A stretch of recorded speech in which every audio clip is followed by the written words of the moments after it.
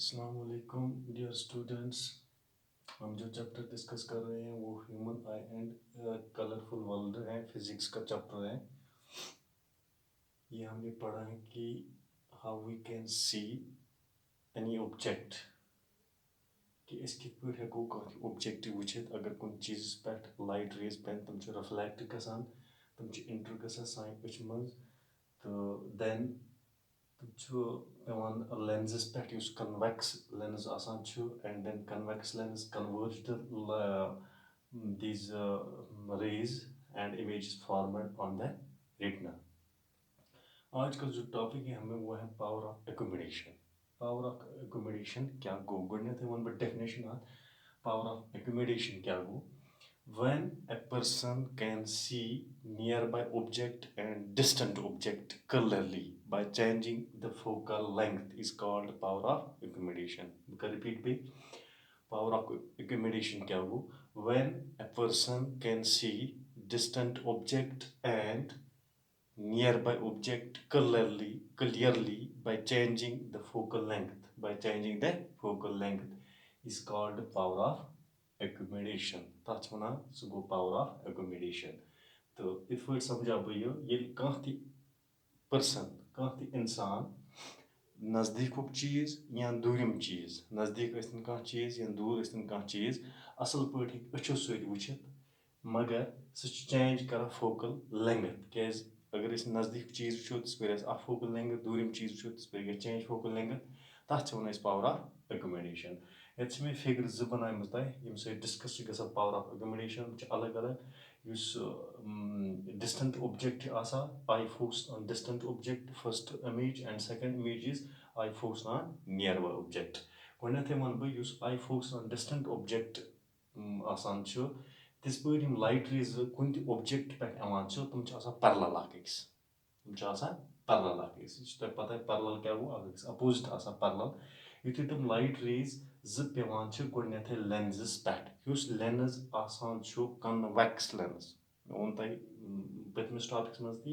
convex convex means गो converge light रेजन कर अगर लाइट रेज पकान तम गसन कन्वर्ज हैं तम अकिस नज़दीक तम मिक्स गसा इंटरसेक्ट गसा कुन पॉइंट्स पे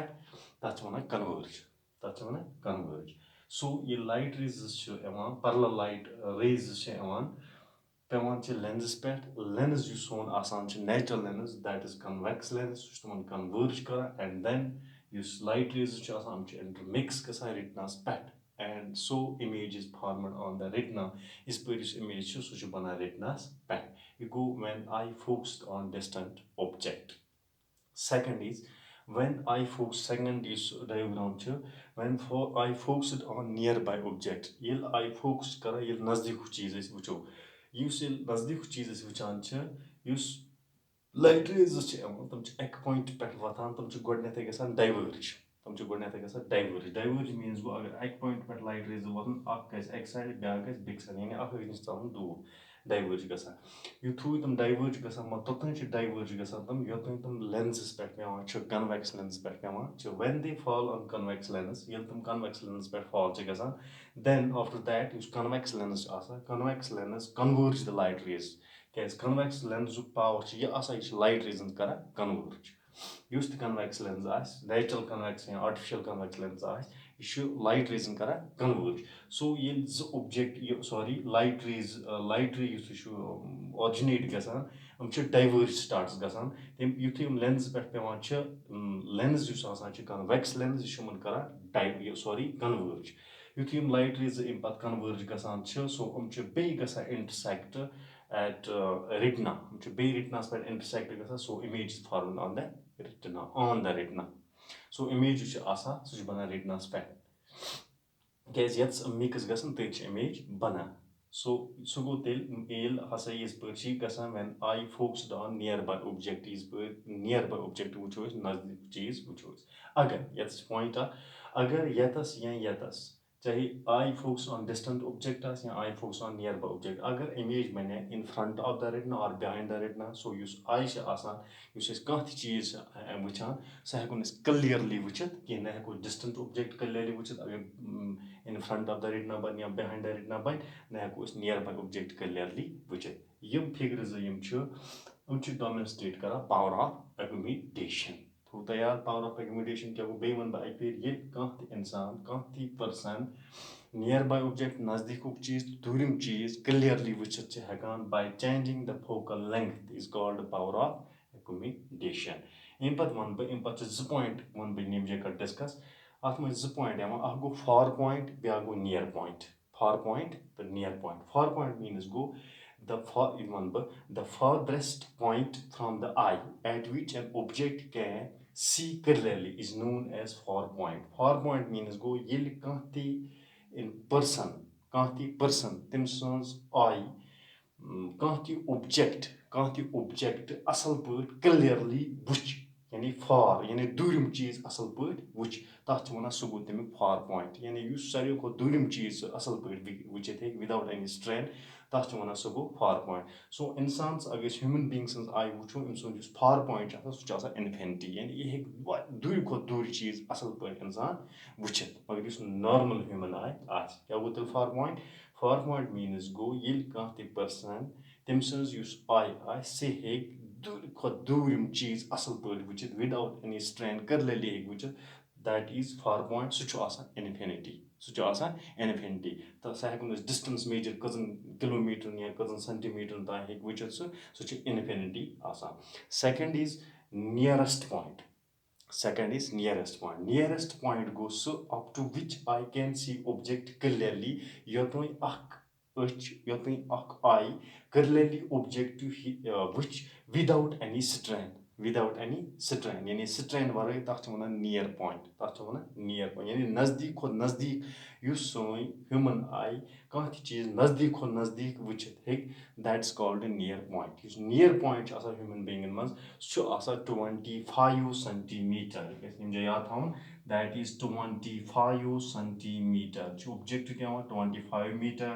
25 किलोमीटर या 25 centimetre correct answer 25 so near point human being eye हुंद 25 सेंटीमीटर फार पॉइंट सह इन्फिनिटी बे वन बह फिर फार पॉइंट यानी फार पॉइंट मीन्स गो ये दूर खो दूरिम चीज हेको वुचित विदाउट स्ट्रेन रोस्ते सह इन्फिनिटी सह हेको कह चीज दूर ज्यादा दूर सह हेको वुचित सह इन्फिनिटी तथ डिस्टेंस मीजर की तो नियर पॉइंट गो